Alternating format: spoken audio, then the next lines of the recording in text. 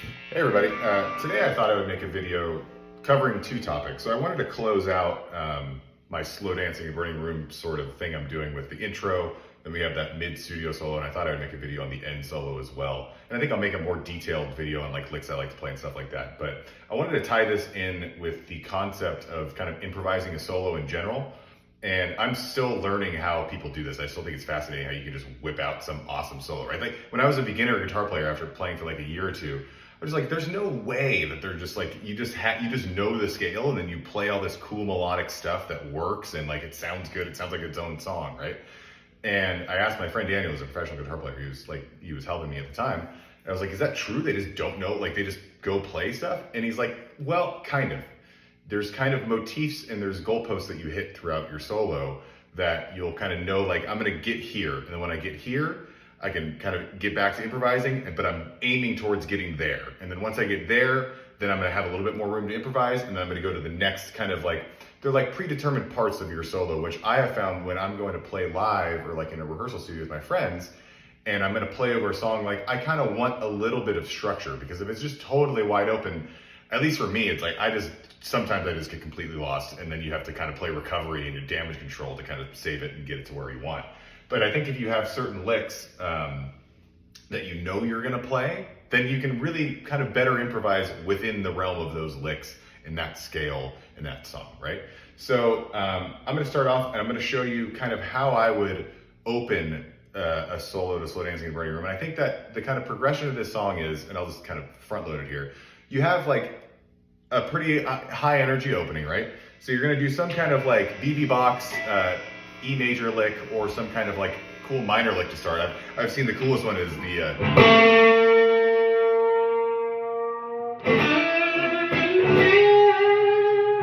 can do some like big opening lick, right? And then you're kind of you're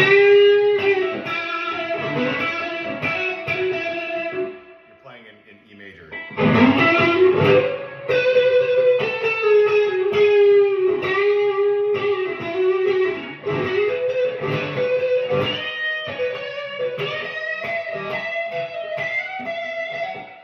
Something along that, you're playing in E major, right? And I think that song is something where you can really kind of express yourself. It's a really high energy song. There's a lot of bends. There's, you're doing that really. Get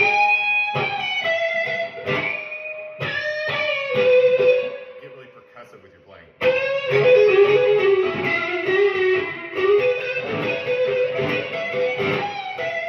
Like that sounds authentic to me when playing that song. So you have that part, like that's what when I go into it, I'm thinking, okay, I'm gonna start with some kind of like working around the root note in a major and then throw some minor licks in maybe a little bit later. But I think the next motif in that song that you're going for is you're going for this lick. Like anytime I've seen a song covered, you gotta throw in the.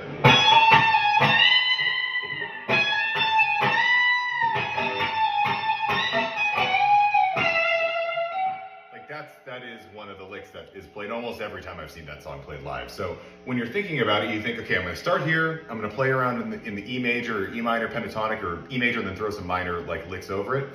And then I'm gonna be working towards, so for example, you can go like,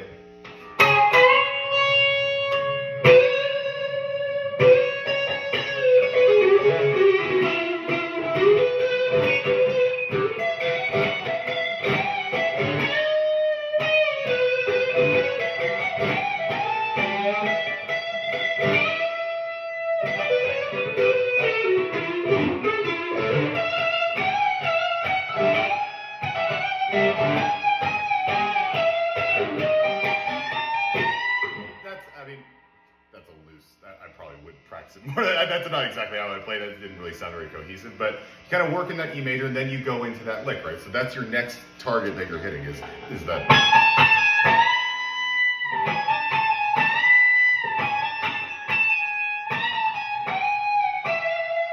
And when you're that high up in the dynamic range, in kind of the fretboard, you're probably not going to go play that and then to go like. You could, but you're probably not going to want to do that. You're going to want to go to something like.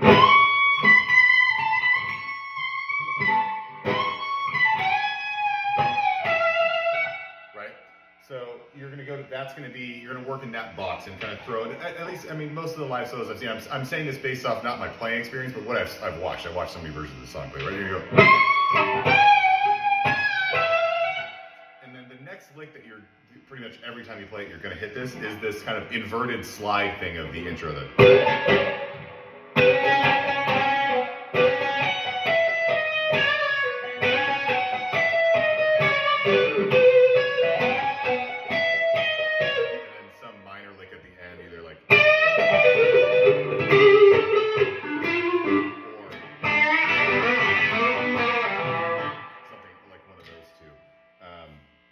And then after that, you go back into that opening intro lick. So then you go, and this is where you can get creative with this. You can play it like this. I would recommend doing it with a pick, obviously. In the intro, you can kind of, but do this with a pick, higher energy.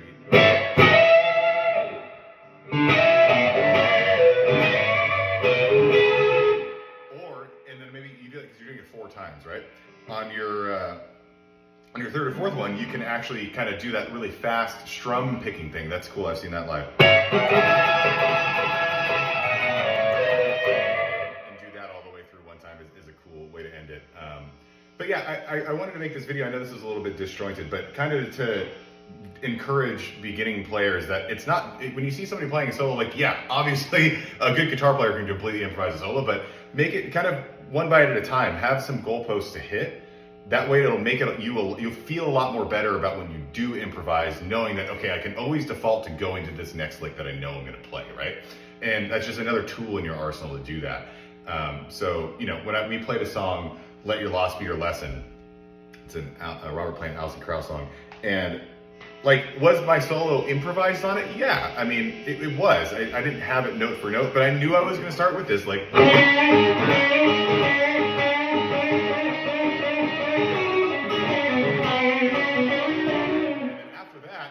kind of just played around, and then I knew that when the 4 came around, I would go to the BB box here. And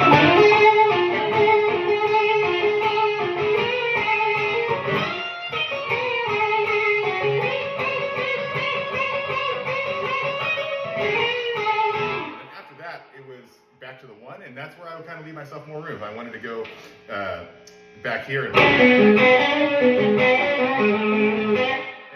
stuff over there, that was fine, but I knew that on every 4 I was going to go back, and that would kind of give my solo a little bit more structure. So even if I was kind of like a little lost in the minor pentatonic there, I knew that I was going to end up there. And I kind of had a couple parts planned out, but I think that if you're what I would consider myself like an intermediate player, you want to leave yourself a little bit of room to improvise, but also have a little bit of structure so that if you get lost, you don't have the train wreck thing. Playing live is not fun to experience. So I always recommend that you have a little bit of something to fall back on, and that'll give you even more confidence when you go up, because you'll know that the train wreck is always possible. It's always there. Possibility is always there, but it's less likely. Anyway, thanks for watching. This was really fun to make, and I think I'm going to do another video for this slow dancing solo, maybe playing one and then talking about just some cool licks, because I mean there's so many cool dynamic things you can do, especially with the mid solo that's not in the studio. You have this, it's always played. That